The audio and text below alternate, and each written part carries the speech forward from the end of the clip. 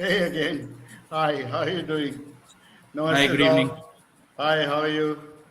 How are you, friends? Rob, can you hear us? I can hear you. Yes. Okay, lovely. So no glitches now. Wonderful. So I'm going to greet all the attendees here. There are people still coming in, so I'll wait for them a bit. Um, a few people already. How are you, Parveshi? Narendraji, good to see you. Oh, we've got our friend, Mr. Simic, Sushmita, Meera, Ketan, Puneet, Nandita ji. Welcome, friends. We've got quite a few people here today. Thank you for joining in. Thank you for being here for this session. This is a fantastic, very meaningful session by Rob. So today we've got Rob and Gaurav here with us to take you through this virtual journey of Costa Rica. And Rob is an expert birder. I will introduce him shortly. There'll be two sets of introduction, actually three sets. While I introduce myself first, let me quickly read out my introduction. Hi friends, I'm Mohit Aggarwal. Professionally, I'm an experiential ecotourism specialist with a deep love for nature. I help people travel to some wonderful places in Asia. I'm the founder of Asian Adventures. It's a 29-year-old travel company. It's the largest and number one bird watching tour company in India. The company is on a large mission to help Asian elephants with their corridors, free the Himalayas of plastic waste, and help small wildlife NGOs. And my interest is to promote ecotourism in the real sense and convert every tourist into an ecotourist. So that's a bit about me. And Gaurav, I think your fan is probably making that noise. Should I switch it off? No, just put the mic off for a minute. Yeah. Yeah, that's a lot better. Thanks. And a bit about Rob. So Rob Ripma is here, friends, and Rob is the co-owner of Saberwing Nature Tours. He has birded extensively throughout the Americas and also spent time birding in Asia, Africa, and Europe. He is a co-founder of the Indiana Young Birders Club and speaks at a variety of organizations and schools about birds and birding to share his knowledge and experiences in the field. His leadership and expertise led to Rob working as the primary bird blogger for Birds and Bloom magazine from 2013 to 2017. And so that's a bit about Rob, but Rob has more to tell you about himself. Let's go on to Gaurav. Go ahead and speak about yourself and tell people a bit about Namaste, Costa everyone. Rica. My name is Gaurav Nalkur. Educationally, I'm qualified as a wildlife biologist, but professionally, I'm training to be an ecotourism expert. I'm a big believer in using bird watching and wildlife tourism to promote awareness of conservation issues and increase a love for nature among people. And luckily, for the last 5 years, 4 years, I've been working with Mohit and Asian Adventures, both of whom share my vision. A little bit, I mean, a quick introduction about Costa Rica because I'm sure Rob can give a much better introduction than I can. So Costa Rica lies in Central America, which is the little land bridge between North and South America. And because of its unique location and unique geography, it's got a very rich bird diversity. I think as of July 2022, there were a recorded 945 species, many of which are endemic. I think 27 species, sorry, seven endemics. I'm sorry, Rob, can you just tell me how many species are endemics? Seven was right. Yeah, okay, yeah, the list here, the info here was a bit confusing. So basically, another reason for its rich diversity is there's a variety of habitats, mangrove and coastal habitats. There's mountains and there's some mountainous plains as well. Again, I won't talk too much about it because we'll be having a whole presentation about it. So I'll just leave it at that. Thanks. Friend, one thing you got to note, just in case if there's an internet glitch, don't go away because the system will reboot itself and will bring back to the point where it left off. So stay on in case if there's anything like this, and the system will reboot itself. But don't worry, nothing of that sort is happening right now. It doesn't look like that. Over to you, Rob. All right. Thank you both. I'm excited to be here today talking about one of my favorite places in the entire world, Costa Rica. It's an incredible country with high diversity, as was mentioned, well over 900. Is confused. Costa Rica is one of the ones Panama into endemics, and you end up with weird numbers. But so there's 7 actual endemics, but I'm really excited to be here to talk about Costa Rica. A little bit about myself, as Mohit said, I am the owner of Saberwing Nature Tours based here in Indiana in the United States, which is where I am today. We started the company about 10 years ago, and we lead a variety of birding and nature photography tours around the world, mostly focusing in the Americas, with most of my time spent in Central and South America, which is incidentally some of my favorite birding and countries in the entire world. I have spent lots of years in birding. I started birding when I was a teenager, and have been birding ever since. I've been birding for well over half my life now. And it's exciting to be able to turn something that you're so passionate about into a job, and to do what I do today is a great thing. Very exciting for me to be able to do. So we'll go ahead and hop into the program here. Shall I start your presentation? I think I started it. Did it come up? Oh, there. Okay. There we go. Yeah, there we go. All right. So we're going to talk about exploring Costa Rica. First off, I want people to understand kind of where we are. I know many people are from around the world on this program. As was said, Central America is kind of the land bridge between the main mass of North America and South America. You can see in this map here, Mexico in the very top left corner of the map. United States being north of that. You have Guatemala and Belize, Honduras, Nicaragua, and then Costa Rica, and then Panama, and then from Panama you go into South America. So I've got Costa Rica circled there in red. Very small country, but huge diversity because of, as was mentioned, the elevational changes and habitat changes, which we'll talk more about. A little closer map there of Costa Rica. You'll see San Jose, the capital city, kind of right in the middle. And that is where most people will fly into coming internationally into Costa Rica. It's one of the 2 international airports in the country, the other being Liberia in the northwest, which mostly services the beach and kind of more normal touristy areas of Costa Rica that birders don't tend to go to as much, actually, even though there are some interesting species out there. There's more species in kind of the rest of the bulk of Costa Rica.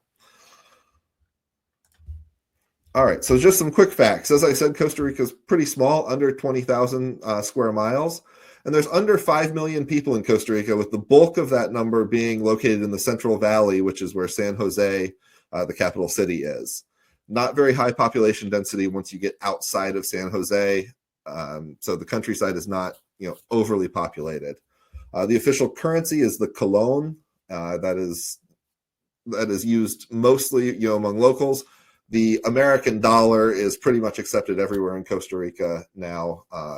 So depending on where you're traveling from, that makes things a little easier than trying to find a place to exchange for colones.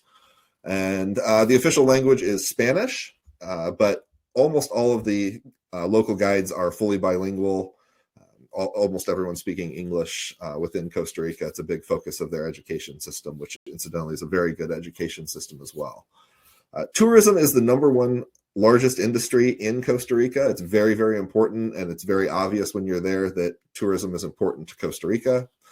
They've also got the best infrastructure in Central America. Their road system and all of their infrastructure is just very, very good comparatively, making it an easy country to travel around, up and down the mountains, all throughout the country, quicker and easier travel, which is nice when there's so many birds you want to see on a trip. You don't have to spend days bumping along trying to get places. So why go to Costa Rica for birds?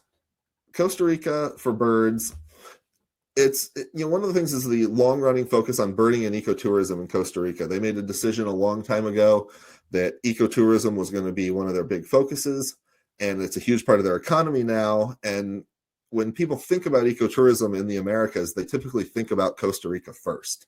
They've done a great job of building that as their reputation. They are also one of the only countries in Central America that has a great number of really nice lodging options. No matter what area of Costa Rica you're going to, there's normally multiple good lodges that you can choose from at a variety of qualities of service. So you get a variety of price ranges, although Costa Rica does fall on the higher end of pricing for Central America. But there are a variety of lodging options that way. They've got an incredible number of protected areas as well. And I'll be showing a map here coming up in the next couple slides about protected areas and forest cover in Costa Rica. As I said, it has good infrastructure, so it's easy to get around. For such a small country it is easy to get around. It has huge diversity. As we said, over 900 species of birds have been seen in Costa Rica, almost 950 now. Pretty incredible. And then they have amazing local guides, no matter where you go in Costa Rica, because of the focus on ecotourism. And now, especially birding tourism, there are a lot of local guides that you can work with within the country, which is a very important thing for supporting the economy as we're traveling in these countries, which is an important aspect of our travel, and for affecting conservation while we are traveling. As I said, guides and drivers, very, very important. They are the thing that can make or break a trip. Costa Rica is, as I said, fortunate to have lots and lots of guides and drivers that are very, very good. Many people are tempted to go to a place like Costa Rica and do it on their own, which I completely understand, and I like to do trips like that as well myself. But in Costa Rica and in Latin America in general, I encourage people to use guides and drivers. Especially the drivers are familiar with the roads, and for me, more importantly, shortcuts, because when San Jose is really, really full of traffic and congestion, they typically can find you a way around it that you would never know of. So I find that really, really helpful to have great drivers. They're keeping you safe throughout the entire trip, and they're also watching over things in the vehicle while you might be out birding. Costa Rica's crime level is low, but that doesn't mean that car break-ins and things like that can't happen. So it's nice to have a driver that's always there watching over your vehicle as well. Guides have so much local information on where birds are, which pays off every time you're using local guides. My favorite example is it's very hard to know exactly where roosting owls might be hanging out, but with their connections, the guides always seem to be able to know from their friends that are out birding all the time where things like, special owls are roosting for the day. We've even in Costa Rica gone into a center of a town in a little tiny park and had roosting owls in the trees in the central square that I would have just driven right past without the help of a local guide that knows what's around. All right, so I talked about the forest cover a little bit. You can see here in this graphic, Costa Rica was still very, very forest covered in 1940. 75% of the country was covered in forest. Would have been an incredible time to see Costa Rica. I would have loved to have been there during that. Travel would have been a lot harder, but it still would have been fascinating to see the birds and wildlife there at that time. As you can see through 1987, the amount of forest cover was really dropping down to a low of 21%. That's a pretty amazing drop over just under 50 years. At that time, it finally made a turn, and the focus on ecotourism was really getting going. People were really into nature at this point in Costa Rica, and the amount of forest cover started to build back up. So we've gone from a low of 21% in 1987 up to the last graphic I have here is from 2010. It's at 52%. So it's been pretty amazing gains back during that time. Really nice to see that happen, and it continues now to gain more forest cover as more private reserves are created to cater to ecotourists, birders who want to see the forest. All right. The other thing is the national park system. That has helped with maintaining and creating forest cover as well. You can see they have a lot of national parks in Costa Rica. Most are really good for birding. We spend time in a lot of them when I'm birding in Costa Rica. They protect amazing habitats all throughout the mountains as well as along the coastlines. And you can see they have some marine reserves off the coast in blue there as well. So really, really amazing national park system for to have good birding in as well. All right. So today I'm going to take us kind of on an adventure through some of the main birding areas in Costa Rica. This is a very long route. This would be about a 2 to 3 week trip if you were really trying to bird, each spot well. But I wanted to give an overview of the lodging and birds that you can see on a trip like this. All right. So I'll start off in the San Jose area. It's always important to have a good place to start after long international flights. You get in, you're a little tired, but you're excited to get birding. So you want to go someplace that at least has a few birds to get you started. And luckily in San Jose, there are a couple hotels that cater to birders that have good birding right on their grounds and are a great place to rest up to get your adventure started or to kind of regroup at the end of the trip and get ready for your flights home. These are in the top is a hotel called El Robledal, very, very close to the airport. So it's nice if you have a really early morning flight to stay there or a late flight coming in. Either way, nice place to stay because it's very close to the airport. And on the bottom, you see Hotel Bougainvillea, which is a little farther away, but has about a 10-acre garden behind the hotel for people to be able to bird in. And it's a kind of become the birder hangout for coming into the country. You see lots of groups coming in and out of there. Guides for all the different groups kind of talk there about where they were, what they've seen, if there's anything special people should be keeping an eye out for.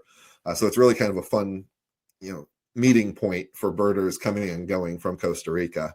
The nice thing about both places is they have wonderful food, as you can see up there in the top, food and drink. That was on a final night heading out of the country for me a few trips ago. From Hotel Bougainvillea. Staying at these lodges or hotels to start the trip is nice because you start getting birds like clay-colored thrush, a very common bird in Costa Rica, actually their national bird. And it's a bird that you're going to see throughout the trip, but it's nice to get a feel for some of the common birds that you're going to see throughout the trip. So it's clay-colored thrush.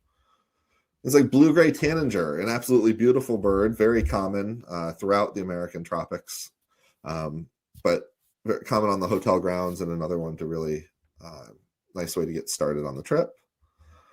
Motmots are kind of an iconic species of the American tropics, and the Central Valley here in Costa Rica, where these hotels are located, has Lessons Motmot, a nice way to get started on a trip. Getting one of the beautiful kind of iconic birds of Latin America. The Central Valley is also great for crimson-fronted parakeet. You'll find them flying around all over town. Nice thing with a hotel like Hotel Bougainvillea is that they will perch a lot in the top of the trees, and you'll be able to see them there. All right, let's see. So one of the very special birds of the Central Valley is Cabanas' ground sparrow. It's one of Costa Rica's 7 endemics, and it is only found in the Central Valley and typically found in coffee plantations, which is actually what this bird is perched in here in this image. This bird was split from a species that occurs farther north in Central America, and now is a full Costa Rica endemic. And it's always really nice to start your trip with an endemic bird right off the bat. So in your first day or second day, you can get one of the endemics, and it's a beautiful one as well. So very nice one to pick up. All right, so we're going to move on to the next lodge, Rancho Naturalista. Many of you may have heard of Rancho Naturalista. It's one of the most well-known birding lodges in the Americas. It was one of the first lodges to open that really catered to birders, and it's been doing that ever since. And it's just a wonderful place to stay. You can see nice balcony up there on the top, which you can see hummingbird feeders hung from. So it's a great place to get lots and lots of hummingbirds. This lodge is also really well known for their gourmet meals with incredible local grown ingredients. So anyone that's been there before and they're going back is always looking forward to the famous Rancho Naturalista dinners. It's not the first thing that might come to mind when you think of an eco lodge, but in my experience, it's one of the things that our clients have always said they appreciate more than almost anything else, other than amazing birding. And it keeps many people coming back over and over to Rancho Naturalista. The birding is also amazing there because of their focus on protecting the environment with their own private reserve.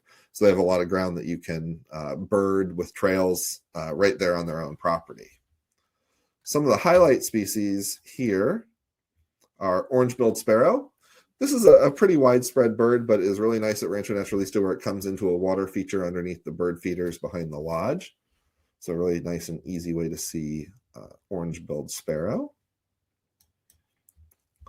Green thorntail comes into the feeders, a little tiny, small.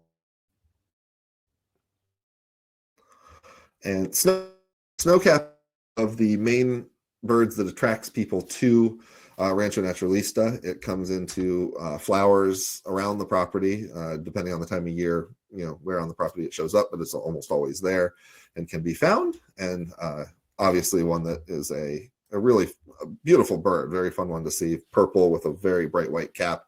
That white cap flash, as it flies, flashes really well, and is an easy way to originally find that bird. There's another photo of it. You can tell very small hummingbird feeding on very small flowers there, but just a little hummingbird, but one of the amazing birds here. There's a very cool moth light at Rancho Naturalista that at night they turn on and attracts a wide variety of amazing moths. In the morning, though, there's a host of birds that like to come in and pick off any moths that have not taken off for the day. And one of those birds that will come in is a very special bird called tawny-chested flycatcher. It's has a limited range and is can be somewhat difficult to see, but this is a really great spot to see it coming in to steal some moths in the morning before everyone, kind of almost like a morning breakfast buffet for the birds there. But it's also a cool spot to check at night because it attracts an amazing variety of moths into the light and some really, really interesting things. All right, so we're going to move to the next area, and that is going to be what I'm going to call Cinchona and La Selva. La Selva Biological Station is another one of the most famous birding spots within Costa Rica. Cinchona is a stop kind of along the way to get to La Selva when you're heading from San Jose. Cinchona is kind of as you go out of the mountains to drop into the Caribbean lowlands as you go to La Selva, which La Selva is located in the Caribbean lowlands. They're very close together, but have extremely different birds because of the elevation change. It probably only takes about an hour and a half to get between the two places, but the birds are almost completely different between the two. Cinchona is just a small roadside restaurant, that top picture there that you see. And off that back deck that actually, since I took that picture, the deck has been expanded a little bit. It's quite a bit bigger now. But the feeders there attract a wide variety of great birds. They also have nice breakfast and lunch, so you can sit and have breakfast or lunch while you're getting all these amazing birds. It can be really good for photography as well. La Selva is a really large biological station, and as I said, it's one of the most famous birding spots, not just in Costa Rica, but in all of Central America. Both are worth a stop, and you could spend days walking the trails, as you see these trails here on the screen, at La Selva and the surrounding areas as well. Some of the special birds that you can get here. This is another Costa Rican endemic. This is coppery-headed emerald, and Cinchona is a great place to pick up that species. It's another endemic, so one that everyone always wants to see, and it's a beautiful little hummingbird as well. We've got black-bellied hummingbird, not an endemic, but is range restricted, and a very interesting hummingbird having all black through the front like that. Not a trait you see on hummingbirds very often at all.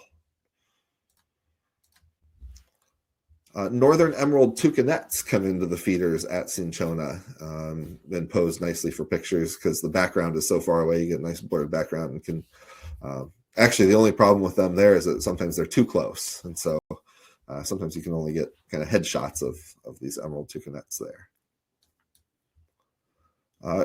Crimson-colored tanagers are beautiful lowland birds. So this is as you head more down towards La Selva. They do come into the feeders at Cinchona some as well. But an amazing, red and black bird, very striking when it comes into the feeders in any spot.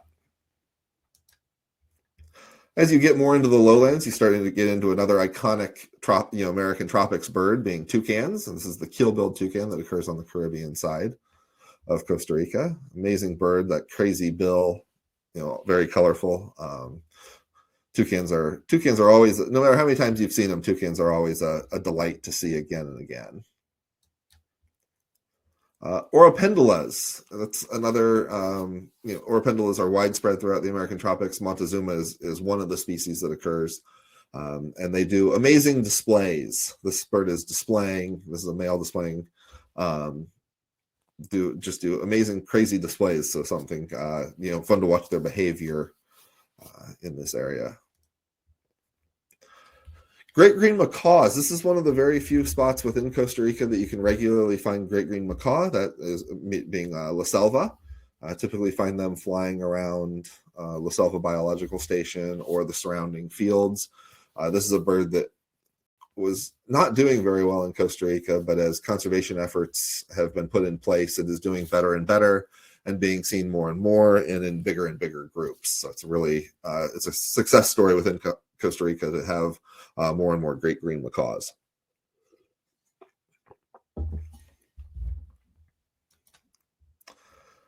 This area is also great for king vulture. In my opinion, the coolest of the New World vultures. Very, very large, very interesting coloration on the head, obviously with the bare skin with orange and red, and a fun one to get as well. Honey creepers occur throughout this area as well in the lowlands. This is a red-legged honey creeper.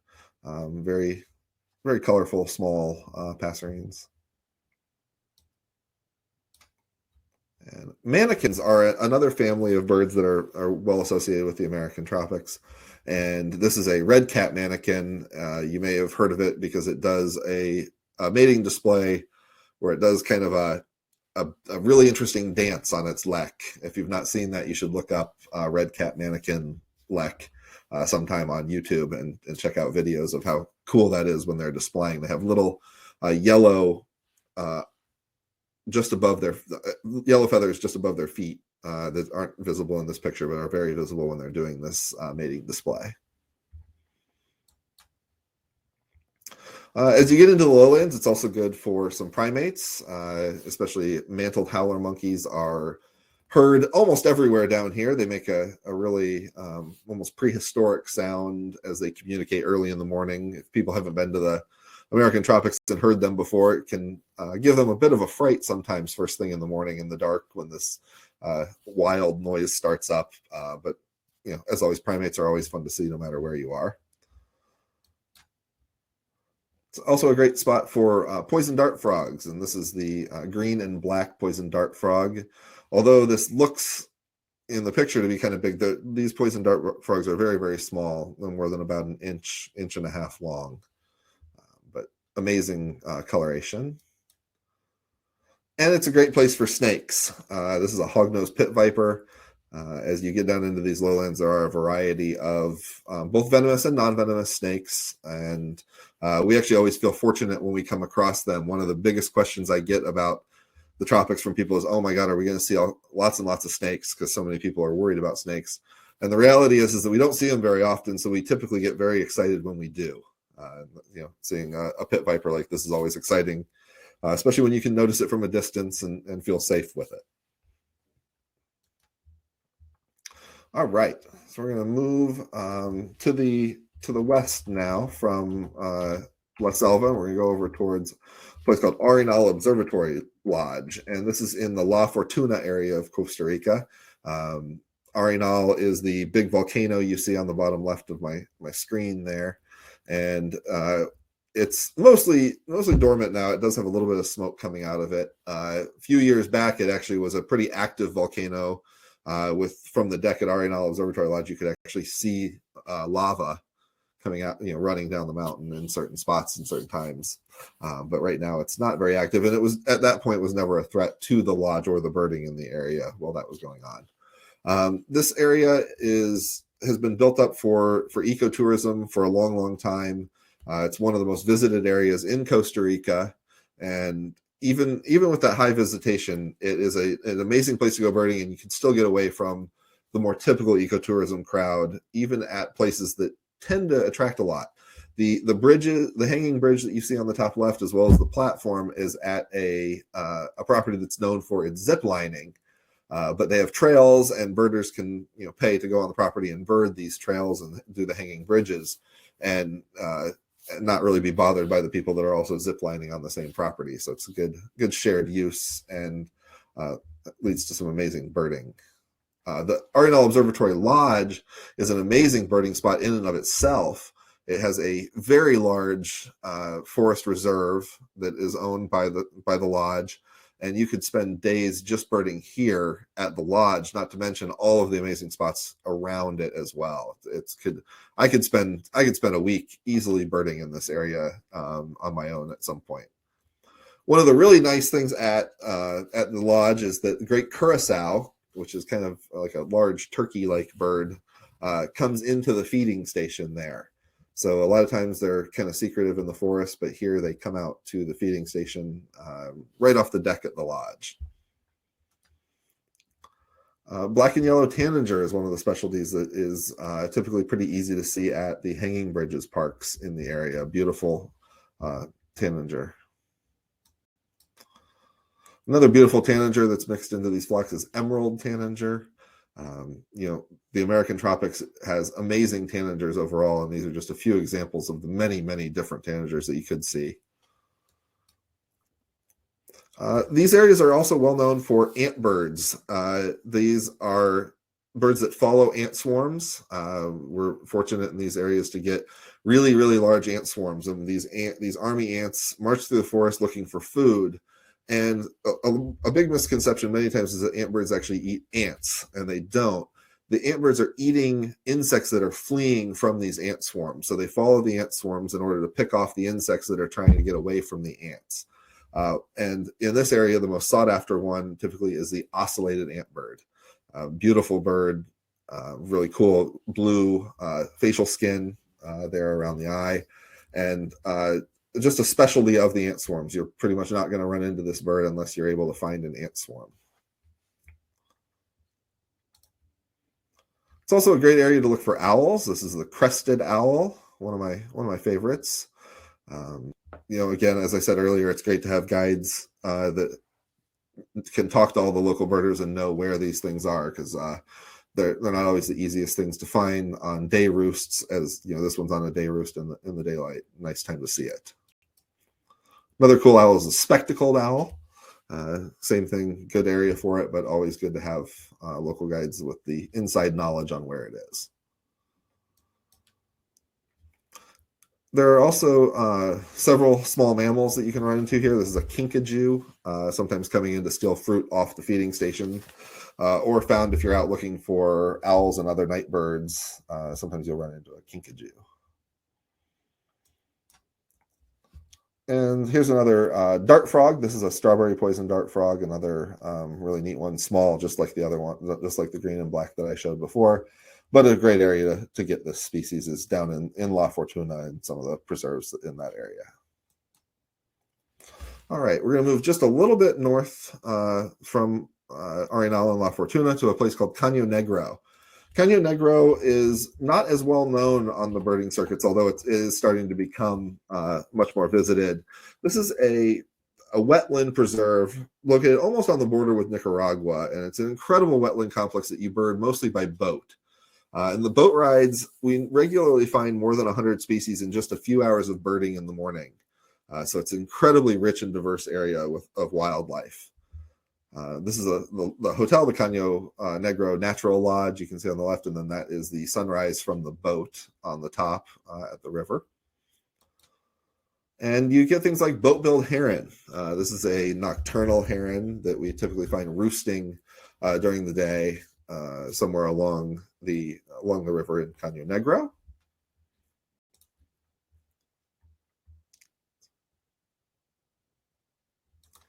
All right. And if you're lucky, you'll run into one of the most sought after herons of Central America. This is the Agami heron.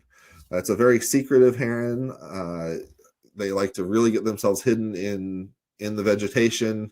And as flashy as it looks in a picture where it's out in the open, they're very well camouflaged. So they're very hard to find, even though they are a relatively big heron.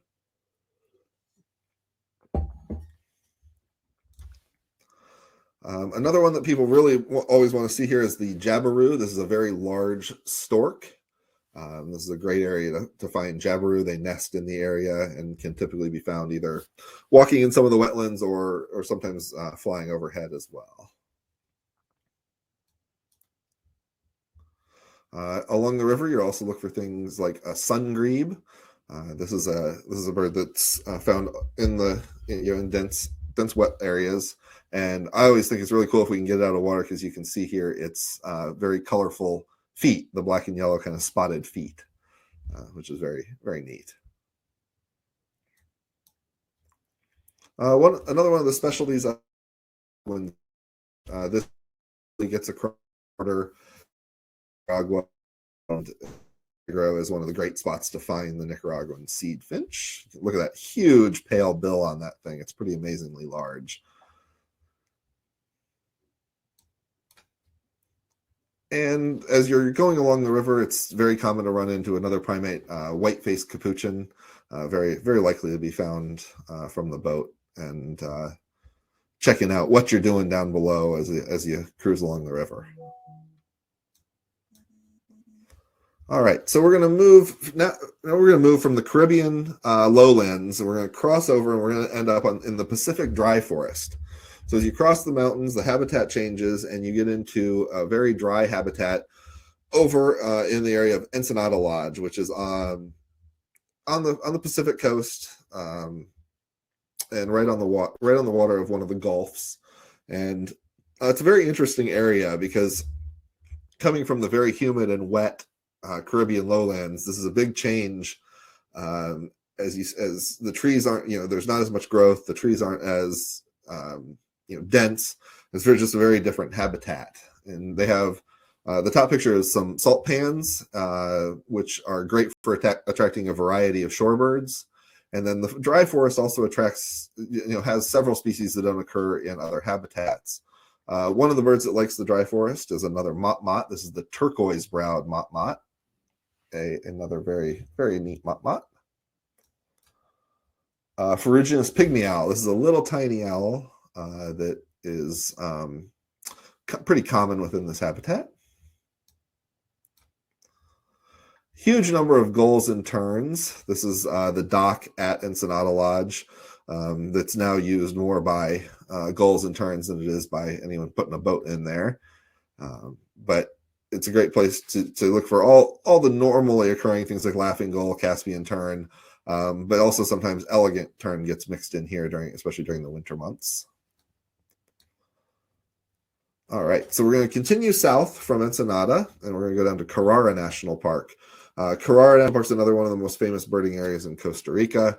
It is just as you cross from the Pacific dry forest into more of the Pacific rainforest, kind of showing some traits of both habitats. Great chance, not a great chance. Every once in a while, you get a good opportunity to see things like a puma. That one happened to be roosting in a tree, or, resting in a tree for the day in Carrara National Park one time when I was there with the group.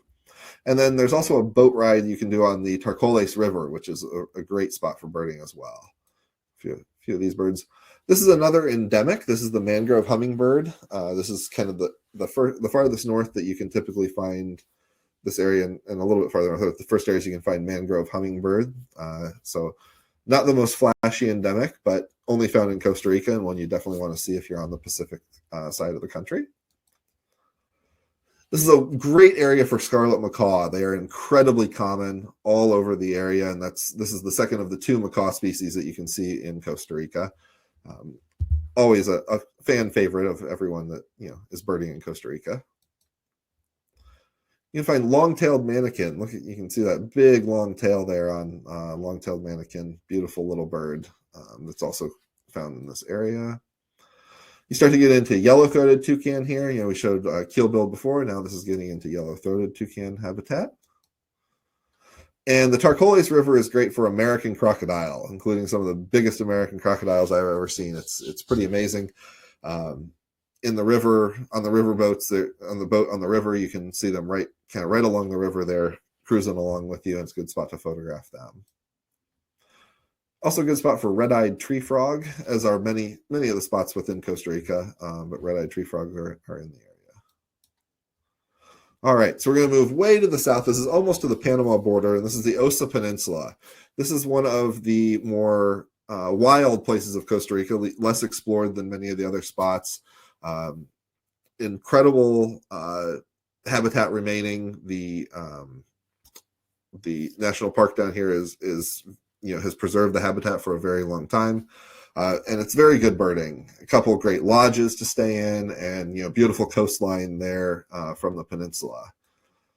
Most people that head down to the Osa Peninsula are mainly looking for a few specific species, one of them being black-cheeked ant tanager. This is another Costa Rica endemic, only being found in the Osa Peninsula and then a little bit to the south off of the peninsula, but very restricted range for black-cheeked ant tanager. And yellow-billed cotinga. This is a mangrove specialist. Cotinga can be very hard to see, but there is a couple of very good spots in the Osa Peninsula to find yellow-billed cotinga. This is also, you can get them a little farther north, but this is a great spot to see fiery-billed aracari. This is another very limited range, shared only with Costa Rica and Panama for fiery-billed aracari. So another one you definitely want to see there. All right, so we're gonna go from the coastline. We're still right on the Panama border, but we're gonna go up in the mountains, up into a town called San Vito. And San Vito is another place that not as many birders have been going, but it's starting to get more and more popular, especially because of a spot called Wilson Botanical Garden. And it's actually in the same ownership as La Selva Biological Station is, and it's a great place for birding. And more people are starting to explore this area. Another place with several great spots to stay, beautiful vistas being up in the mountains. It's a great place for rufous-tailed jacamar. Jacamars are another kind of iconic American tropics family. It's a great spot for three-wattled bellbird during the rate season. That's a wild bird. You can see the wattles hanging off of around the bill there. And it's a super loud bird that you hear from a long way away and then have to kind of hunt down a little bit. They're quite large, very, very interesting bird. And it's a good spot for speckled tanager. This is one of the easier spots to start to get speckled tanager in Costa Rica, another one of the amazing tanagers of the country. All right, so we're going to head back towards San Jose at this point, up into another famous, very, very famous area called San Gerardo de Dota. You'll hear some people call this Savegre because the most famous lodge there is the Savegre Mountain Lodge, which the two pictures on here are of the Savegre Mountain Lodge. And this valley is incredible birding. It's way up in the mountains. You can bird everywhere from about 7,000 feet up to over 10,000 feet in one spot, with some very special birds only occurring up in around 10,000 feet is the Paramo habitat, which is above the tree line. But this area is really, really well known for resplendent quetzal, one of the most iconic birds of Costa Rica, of Central America in general. Beautiful bird. They nest in this area and are, the most sought after bird of the region. You've got things like black and yellow silky flycatcher, another beautiful highland species here. Collared redstart, although very common in the area, is localized to the highlands. This fiery-throated hummingbird, another bird that is localized to the high elevations, but comes into feeders, so is pretty reliable when you're there, but you're only going to get it, at certain higher elevations. I think, incidentally, in my opinion, one of the more beautiful hummingbirds in Costa Rica. And things like golden-browed chlorophonia. This is related to the finches and is one of the another one of the most beautiful birds of the highlands. This is a great spot to see it in San Gerardo de Dota area. And another silky flycatcher, this is the long-tailed silky flycatcher. This is another one that many people have seen or heard of and are always very, very interested to see on these trips. Another hummingbird from the highlands is purple-throated mountain gem. Hummingbirds have some of the best names, in my opinion, mountain gems and all kinds of good stuff like that. And this is a slaty flower piercer. These are very interesting. They go for nectar like hummingbirds do, but they use that hook in their bill in order to slit just a little hole in the base of the flower and take the nectar without actually getting any pollen on them. So they kind of are nectar thieves without doing any pollination. There's also a highland parakeet species. This is a sulfur-winged parakeet, only going to be found in the highlands of Costa Rica and Panama. Another hummingbird. This is volcano hummingbirds, specialized in the several high mountain ranges in Costa Rica and Panama. And yellow-thighed brush finch. Look at those little kind of tennis balls on the leg there of feathers. Very interesting bird. That's again just highlands. And then we have volcano junco, and this is one of the birds that occurs in the Paramo that I mentioned, the area above tree line, just up around 10,000 feet of elevation. This bird is only limited to that habitat. You can see this bird has bands or rings on it, and they're keeping the researchers are keeping a very close eye on volcano junco populations as the temperature rises in these high mountains. Their habitat is more and more limited. But this is still a wonderful place to see volcano junco, and it's actually, you can drive up to this elevation. You don't have to hike it such a high elevation in order to see it. Nice sunset over the mountains. Mountain ranges with clouds tend to make just beautiful scenic vistas, and this is no different here in San Gerardo de Dota. And then one of the last birds I think I'm going to talk about here is the unspotted saw-whet owl. This bird really used to be kind of almost a mythical creature of Central America. And people didn't know very much about them. They would come across them kind of very randomly. Researchers have been doing more and more work and learning more about these birds, and we've been able to find them more frequently. You can see that this bird, you see a black line running across the branch. That is actually a radio transmitter for tracking these unspotted saw-whet owls, to learn more about them so that we can properly protect their habitat. There's researchers doing work with unspotted saw-whet owls to make sure that we really fully understand them and can protect them as we go forward.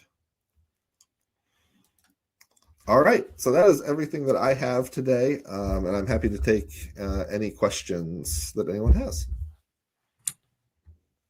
That was really, really fantastic. Absolutely delightful presentation. Rob. Thanks, Mohit. It was so captivating. It was just beautiful. Gaurav, I think your fan noise. I'll switch off my mic. Yeah, thanks. So friends, if you've got any questions, please type your questions so that Rob can answer those questions for you. And I have a few questions also. Okay. But I'll let other participants post their questions first, in case if they've got things to ask. Okay. Yeah, so, Dragon, there are definitely royals there as well along the coast. Absolutely. There was a question about ringing, birds having rings. There's a lot of bird research going on within Costa Rica. There's a lot of biologists working on a lot of different projects, and the banding, as we call it in the States, or ringing as they would use in the UK, is for research purposes, to be able to track the birds more easily if they're caught again. So on that junco, you could see there was a color band as well, and that helps them identify individuals without actually recatching them again. So that's what the banding or ringing is about. And idea of a cost for a 2-week trip. 2-week trips. Costa Rica has continued to get more and more expensive. It's gotten, actually, post More travel post-pandemic. Costa Rica's won several travel awards and been given like the place to travel in 2023. So cost has been going up in Costa Rica. Cost on a 2-week trip typically now is between like $5,000 and $6,000 US. Which is okay, Rob. If you look at Costa Rica and the kind of work which has gone in from 87 to bring it up back to 52 from 21, hats off to them. It's their conscious effort to do that, whereas a whole lot of countries are in the garb of this development thing, are losing their green cover, and then the green cover is being substituted by something that looks green, but it's not helping biodiversity. So absolutely, it's been really good to see in Costa Rica, where it's been proper habitat restoration, not just teak plantations, masquerading as important habitat. It's been actual restoration, which has been really, really beneficial. Yes. So Nandita is asking how many species of hummingbirds are there in Costa Rica?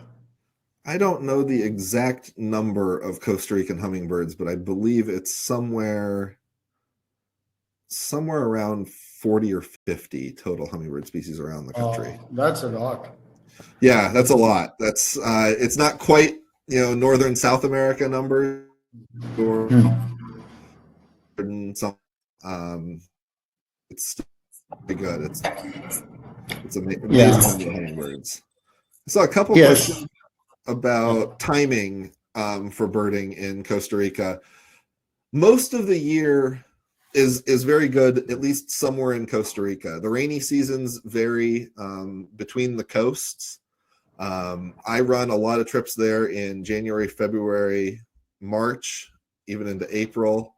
I've been there in June and July and had good trips. We run trips in October for raptor migration, because they have one of the largest raptor migration sites in the world on the Caribbean coast, with over 1 million raptors a year passing through a spot called Kiko D. So depending on the month that you want to go, there is always somewhere within the country good birding. I saw someone ask about June being the rainy season, but is birding still possible? Absolutely. Rainy season typically doesn't mean that it rains all day either. A lot of times you'll get a good morning of birding in, some rain in the afternoon, or even an all day of birding in and then rain overnight. So I wouldn't worry too much about the rainy season within Costa Rica. I've been there during lots. The only time I had a really tough time birding in Costa Rica was I was there during the remnants of a hurricane that hit the Pacific coast, and we got rained on pretty good for about 36 hours. That hurt our birding. So wow. Yeah, wonderful. So how much distance do you cover in a 3-week trip? Let's say if you were to do all these places that you mentioned on the map. That would be a 3-week trip. So that would be, you could cover pretty much the entire country in 3 weeks. If you have 2 weeks, you start to have to pick and choose a little bit. Typically what gets dropped off, especially for someone first time in Costa Rica, the thing that you drop off to make it easier to get it within 2 weeks is you drop off the Osa and San Vito. You can do that for the central northern part in 2 weeks pretty easily. Or you can go south and do San Gerardo de Dota, San Vito, Osa, and Carrara in 2 weeks. Right, but if you don't go to San Vito, do you miss the macaws there? No. So the macaws occur. The scarlet macaws occur in multiple places. They're relatively common in many spots throughout Costa Rica. Great greens are then up. You do. It's easiest to get great greens on the Caribbean side and north. So the south is good for scarlet macaw, but you can get it other places. Right. I have one question for you for mantled howler. How easy it is to see this particular monkey? Very easy. Yeah, very easy. Yeah. And the kinkajous? Kinkajous, they're nocturnal, so they're a little harder. I say that, but last time I was in Costa Rica, we had one coming in during the day to a bird feeding station and stealing bananas. Right. So sometimes it happens. Sometimes it happens, but Kinkajou, it's pretty findable, but it's a nocturnal thing, so it's a little less predictable. Mantled howler, capuchin, spider monkeys, all pretty easy. And then if you're in the Osa, there's another one called squirrel monkey. Squirrel monkey. Absolutely. I'm on this mission to see as many primates as possible on this planet. Yeah, you can get those. Those are pretty easy and widespread. We can get you those, no problem, Mohit. So my friend and I, Vivek Menon, I don't know if you've heard of him. He's the authority on mammals in India, and he's written a book as well. He's produced the best guide, which is there right now on mammals. So he's written a beautiful blog on elephants and primates, where he calls them near persons. Because of the intelligence in the so it's interesting to know that. And then Pushkar is asking, you didn't show any raptor species though. So are there any raptors that you want to talk about? Yeah, raptor. So the raptor migration through there gets a pretty good variety of species. Broadwing hawks, Swainson's hawks come through. It's a massive movement of turkey vultures through the area as well. And then sprinkled in with a variety of other raptors as well. It's kind of a cool sight to watch raptors, because you get the migrants going from North America to South America, but you also end up with resident tropic raptors moving at the same time. So like you'll be looking through a flock of broad-winged hawks, and all of a sudden there'll be a king vulture. So it's really impressive. You got to spend a few days out there, because weather plays a large role in when they move. If the weather's not right, they'll wait, and then kind of come through. So when we do trip out there, we spend 3 days or so, just to make 3-4 days to make sure we hit hopefully hit one good day. But and you got coast on both sides, so so that makes things even different. Yeah, coast on both sides. Most of the raptors move through the Caribbean side, though. Yeah. Wonderful. I think it was a fantastic, absolutely delightful presentation. Can you tell us when are you going to do your next trip or trips to next Costa one? Rica? So we've kind of moved past our typical season for tours there. Our next one is the raptor trip I was talking about. That'll be in October. And then we have our full lineup of our Costa Rica trip starting in January of 2024. We do 3 different trips early in the year in Costa Rica. So those are all on our website now. Wonderful. So friends, if you want to interact with Rob directly, you could do that and speak to him for his tours to Costa Rica and to other places. And at some point of time in 2024, I plan to put a trip together with Rob to Costa Rica, so you can join me or join one of his tours independently or with me to travel with him to some of these places. And he knows Costa Rica back of his hand. It's not too far away from his country anyways. Not too far. So not too far for me. Only about 4 hours flight for me. It's going to take us quite a bit of time to get there. It'll take you the better part of a full day travel, I think, from India. Yes. Also, I want to tell you, friends, that in next month, we're doing a trip to Texel, which is near Amsterdam, in the Netherlands. And the trip was almost full, but we've got 2 dropouts this morning, and we've got 2 seats free. It's a week-long trip. If anybody is interested, you can ping me and I'll send you the information across. And in the meantime, of course, those people who missed this webinar and registered for it are not here, but just to let you know that you'll all get the replay link of this webinar tomorrow in your inbox, which you can share with friends, and they can see this hour-long information from Rob, which is so important. He's tried to cover as much as possible, but it's it's the tip of the iceberg. And Gaurav, can you just steer it so that everybody gets? Sure, I'll do that. Yeah, great. And then we'll process this information in different bits and pieces, and then put it on social media for Rob to get across to our audience as we go along. All right. Thanks so much for having me, Mohit. Thank you. It was great.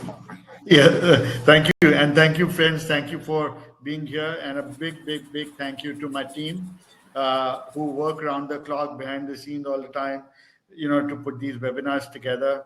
And I love you all. Thank you very much. Good night. Thank you. Thank you so much. Bye bye.